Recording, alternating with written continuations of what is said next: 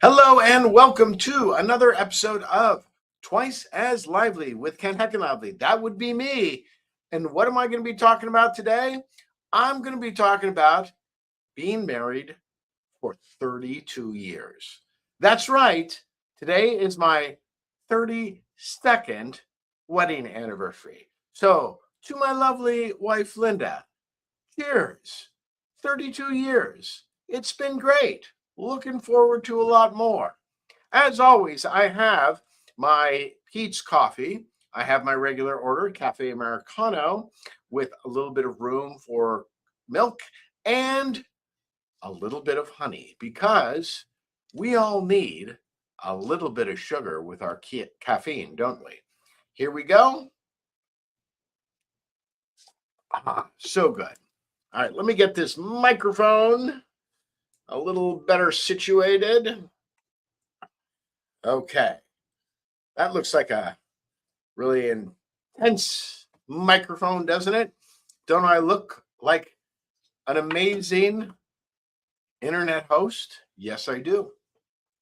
All right, so marriage, 32 years. What advice do I have about that? What recollections do I have about that? Well, let's start at the beginning. And I'm sure that you are very interested in the question of, I wonder where a guy like Kent met his wife. What would be appropriate for a guy like Kent to be doing while he met the love of his life? Well, the answer is I was going to the movies. And so I have to give a special shout out to writer Aaron Sorkin, who made The West Wing. And he also made an excellent film called A Few Good Men, which starred Tom Cruise, Jack Nicholson, Demi Moore. Let's see, Kevin Bacon was in it. And I know there's one other guy I'm forgetting, but be that as it may, an all-star cast. Well, in those years, in 1992, as I was looking to break into the movies, I would go to see a lot of movies. And if there was one which was especially good, I might see it 2 or 3 times. Well, A Few Good Men was one of those movies. And so when a friend asked me if I wanted to accompany her to the movies with her friend, and they were going to go see A Few Good Men, I said, sure, I'll go. That was December 28th, 1992, on Piedmont Avenue in Oakland. We were going to see the 7:30 showing of A Few Good Men, and we were meeting at 7 o'clock at Barney's Gourmet Burgers. Was my wife there on time? No, she was not. She was 10 minutes late. So I met my wife at 7:10 p.m., December 28th, 1992.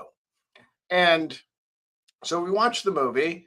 My wife had no idea that I was coming along. She just thought I was some dude her friend picked up, because the friend was kind of known to do things like that. So eventually I was able to wrangle a date out of my wife, and we went out, and within a short period of time, we had decided that we made a good couple. And then I had told her that I would never think of proposing to somebody unless after we'd gone through 4 seasons together. We started dating probably around February of 1993, but I did propose to her in November of that year when we were trekking through Nepal, which shocked her because she thought I would stick to my four seasons claim, but by that time, I'd already pretty much known that she was the one. Now, whenever there's a long term successful relationship, I think it's a great opportunity to investigate those reasons why the relationship has prospered and what unique things did the individuals do to lead to such long term success. Well, you always go back to your parents. And I was fortunate enough to have parents who loved each other. They had some rocky times. There were definitely some fights. There were some times when mom took me and my brother and we spent the night in a hotel. Uh, but it was really clear that my parents deeply loved each other. And they were together until my mom passed away. And so she uh,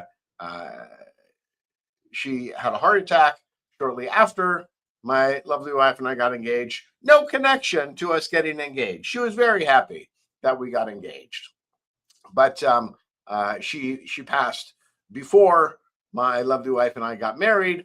But but she was part of the process. She and my wife's family became very close, so it was good all around. So I had the experience of a mother and father who, despite having some difficulties, stayed together. Now, my wife's parents had broken up when she was a young girl, but to their credit, what they had done is they had always made a great effort to be civil to each other and to make sure that the kids were as um, sheltered from any of their strong feelings about the relationship as possible. I think also when you're a young person, especially during the time that we grew up, there was not really a rush to get married.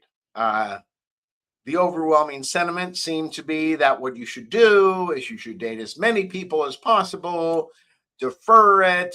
You have lots of things to do. Really don't consider getting married until your very late 20s or early 30s. As I've had time to reflect on that and I've had the opportunity to see lots of couples, I don't necessarily think that's ideal. Uh, I have noticed a number of couples who have been very successful in their relationship who seem to have gotten together, maybe high school, college, very early 20s. And so I think that my generation did it a little bit wrong. I think that we waited a little bit too long. Uh, I remember very early on there was a sense that I got from my parents that if I was in a relationship with somebody, then I would not finish my education.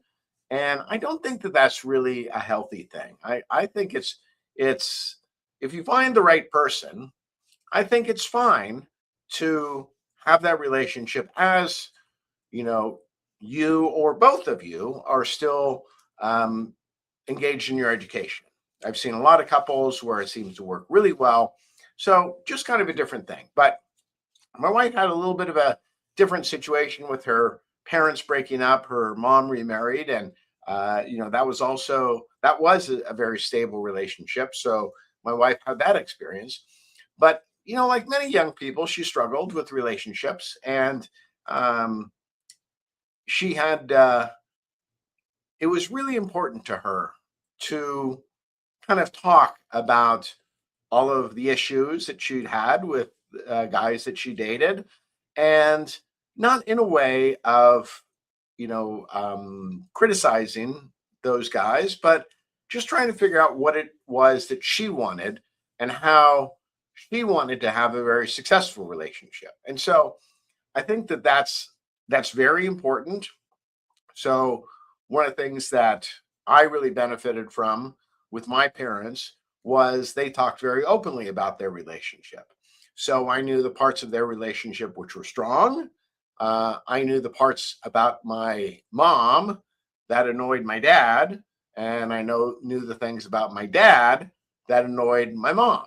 And the overwhelming sentiment of my parents was that both my brother and I needed to know those rough parts of their relationship, at the same time as we understood what was really positive about it.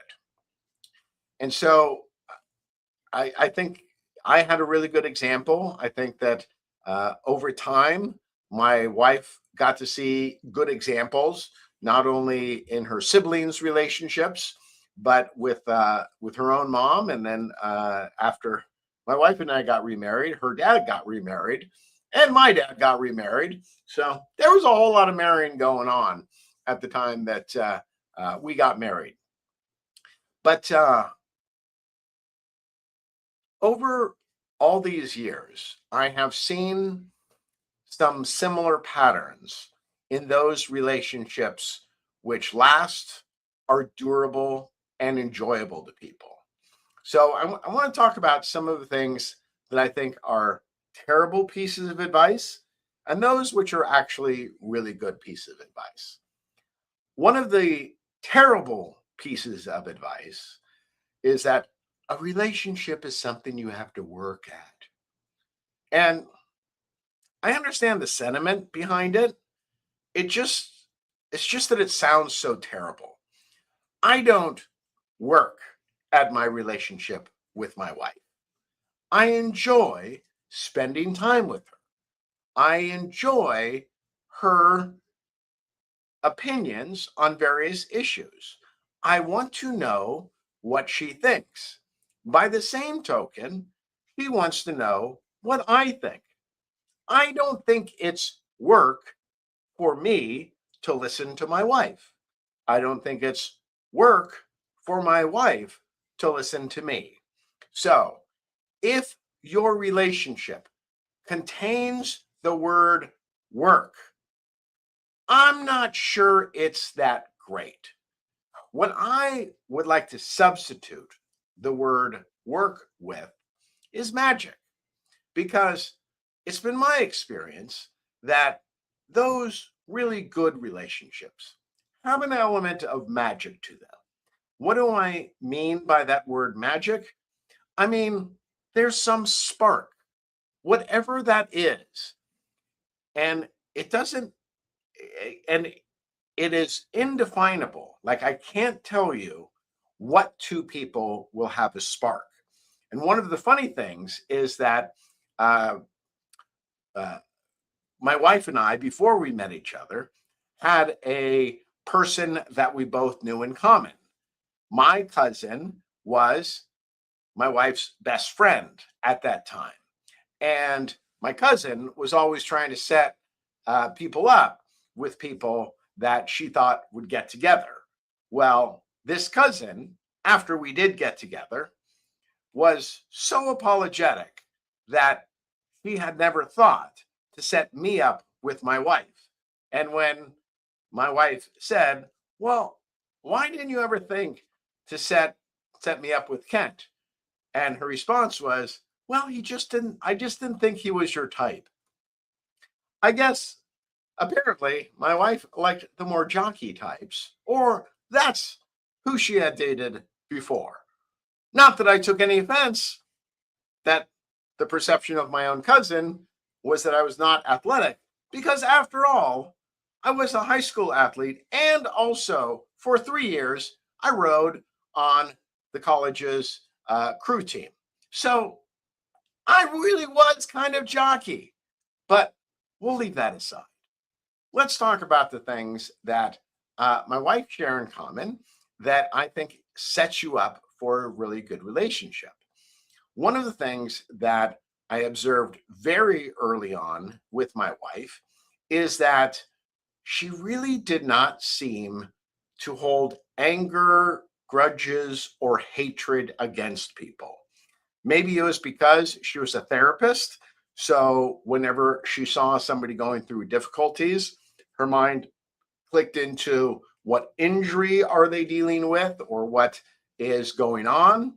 As a speech therapist, she really liked working with the patients who were grumpy, and she believed that she could get them to be excited about their therapy. So her disposition was just wonderful. Now, did she have strong opinions about things? Yeah, she did. She's a Leo after all. Okay. And so she does have strong opinions about how lots of things should be done. But as I told our son when he was in the throes of his teenage years, I said, well, Ben, you know, I'm not saying that if you don't follow your mom's advice, terrible things are going to happen. But what I can say is that her advice is usually pretty good. So you're not going to go too far afield if you follow her advice. As he got older and testosterone levels normalized, he came to much the same opinion as I did. So, first of all, a good disposition. And so I like to think that I also have a good disposition. If somebody annoys me or hurts my feelings, um, I'm kind of slow to anger. You know, if you get on my bad side, it's pretty easy to get back on my good side. All you need to do is say, hey, Kent, you know that situation? You may have thought this. I was going through that. I'm sorry. It came off the wrong way. I'm cool with it. So I think that when you're looking for a partner, what you're looking for is somebody who has a generous and forgiving nature. Okay, little digression on the wonderfulness of my wife. So here's how amazing she is. So every holiday, my wife has to spend a whole lot of money getting gifts for every possible person in our lives.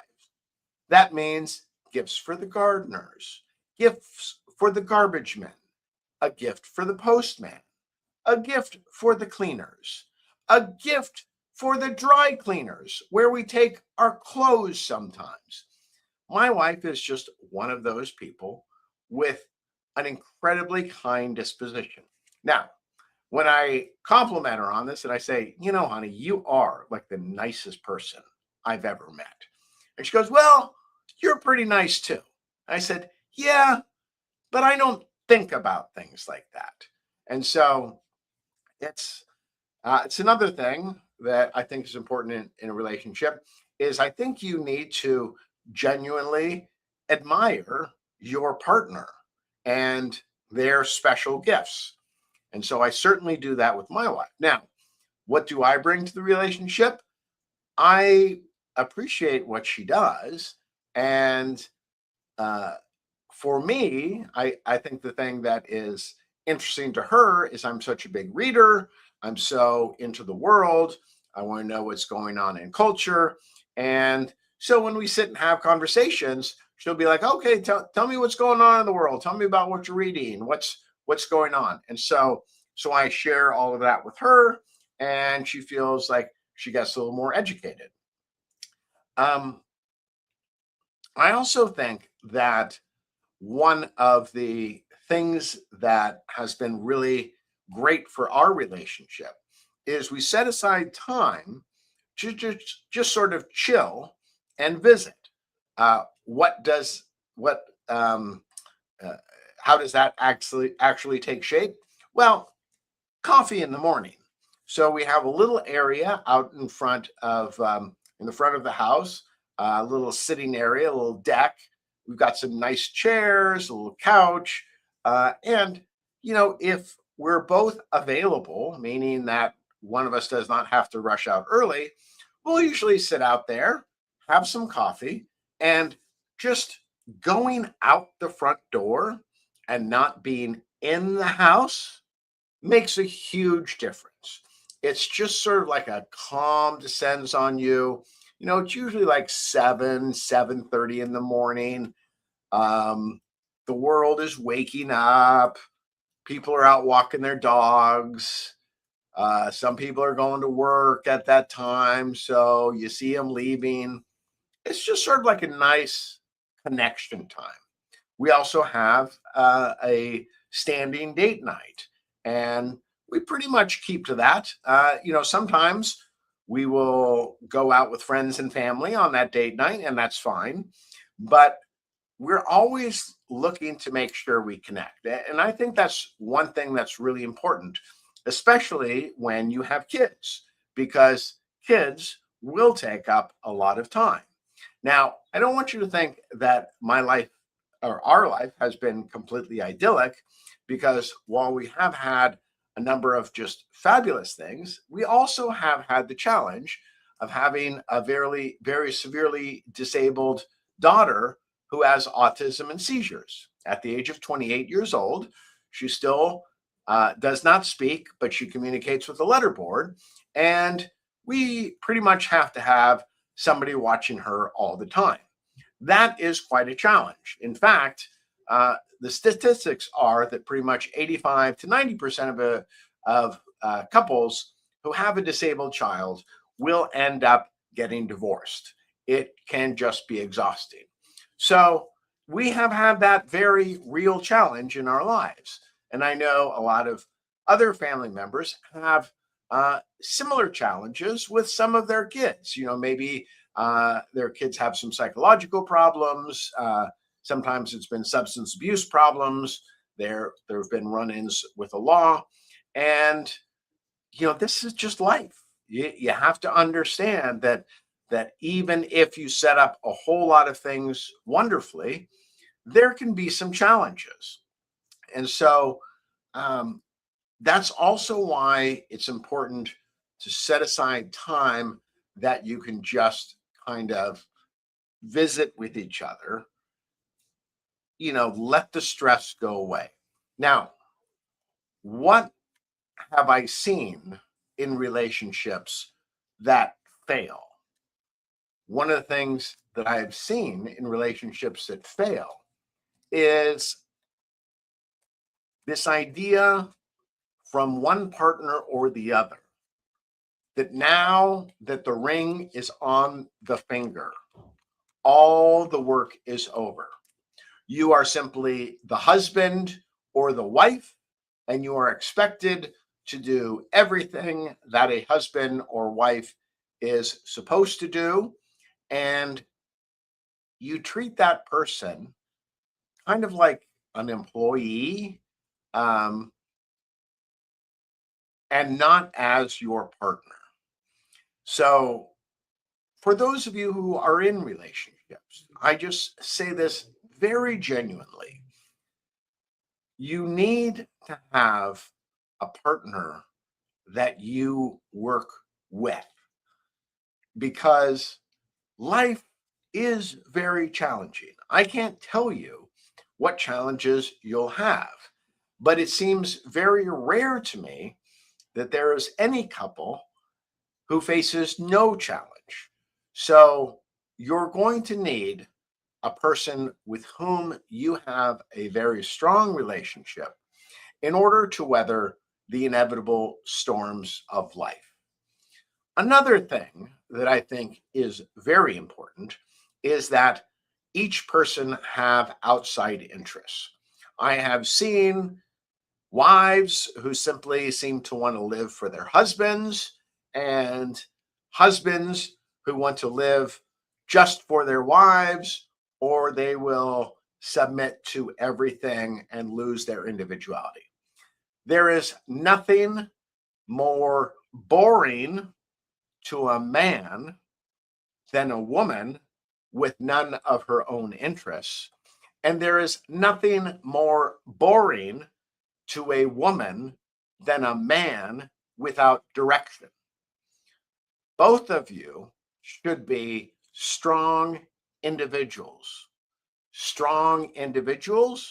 pursuing those things which are important to you, but not in a way that's going to harm your relationship. So, going back to my lovely wife, when I met her, what were the things that she was doing? She was not only working as a speech therapist, she was taking a financial planning class, she was taking a Spanish class, she was getting her scuba diving certification, and she was planning to go trekking through Nepal. Oh, and did I mention that she was also training for a marathon? I saw that constellation of interests and I said to myself, wow, what a woman. Wouldn't it be great to be hooked up with her, because she's always going to find things that interest her. So, on the other side of the ledger, what was I doing at that time? Well, I'd finally gotten my law degree. I didn't really like being a lawyer. I was working in financial planning, and I was interested in becoming a writer, either a novelist or a screenwriter. And I was actively taking steps to educate myself about the independent film world. He found all that stuff fascinating. Now, that is another thing that you should look for in your partner. Look for that person who is fine on their own. And I can remember having relationships with women who, for lack of a better way of saying it, they found me a little bit aloof.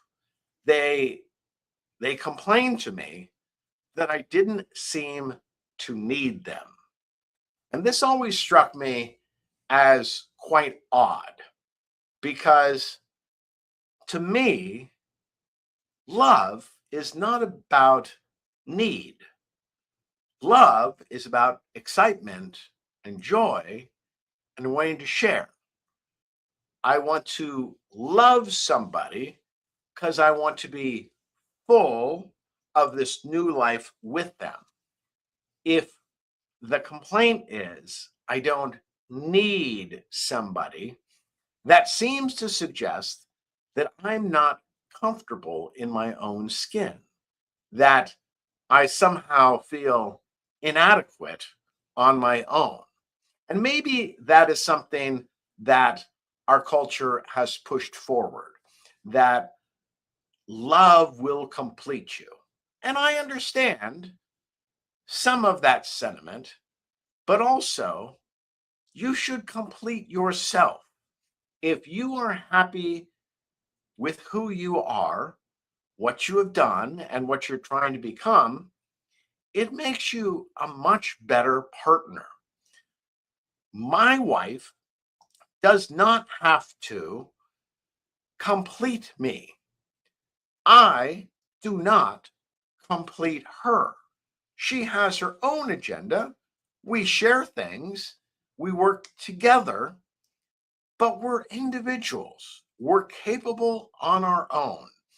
And so I think that's also one of the mysteries of a good relationship, which is that you've got to be kind and considerate to each other, but not wimpy.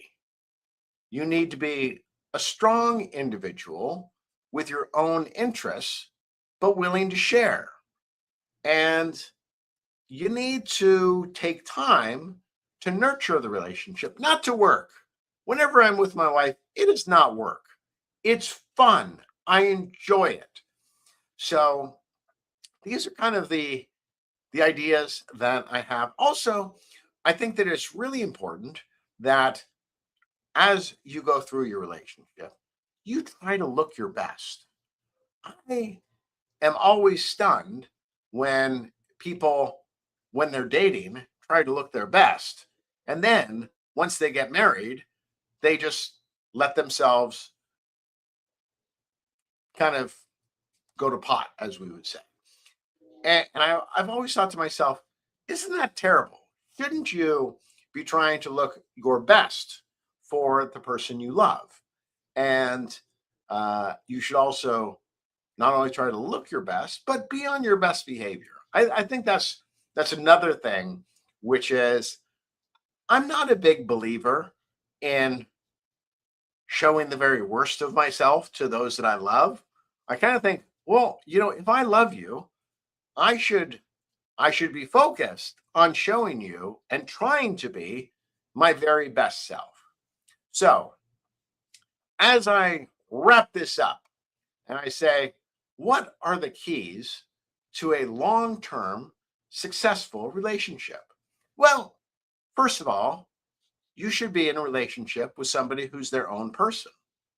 Hopefully, they're very kind because if their natural state is to be kind, when things go bad, which they will still be kind to you. Also, I think it's very important that you maintain that relationship.